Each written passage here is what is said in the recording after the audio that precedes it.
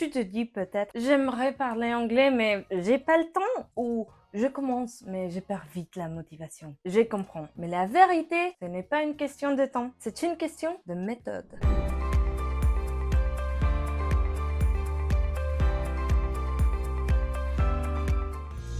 Hello, my name is Rosie. Je suis prof chez Peasy Anglais. Et aujourd'hui, je veux t'aider à garder ta motivation. Il y a deux choses à faire. La première chose à faire, c'est de créer un plan. Un bon plan sert à deux choses très importantes. D'abord, libérer ta charge mentale. Quand tu n'as pas de plan, ton cerveau pense en boucle. Il faut que j'étudie, je suis en retard.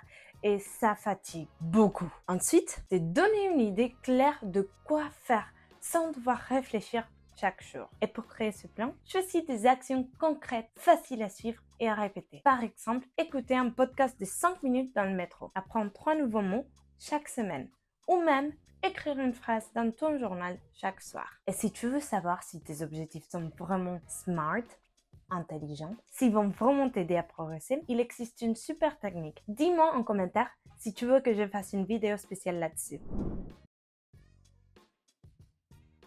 La prochaine étape, une fois que ton plan est en place, c'est de lui faire confiance et faire un effort initial pour l'installer. Au début, il faut un peu d'effort pour installer une routine. Comme quand on était petit, une chose assez simple comme se brosser les dents, ce n'était pas naturel. Mais aujourd'hui, on ne se demande plus si on veut le faire ou pas. On le fait grâce à cette routine qu'on a installée quand on était petit. Avec l'anglais, c'est pareil. Les petites actions régulières deviennent un réflexe.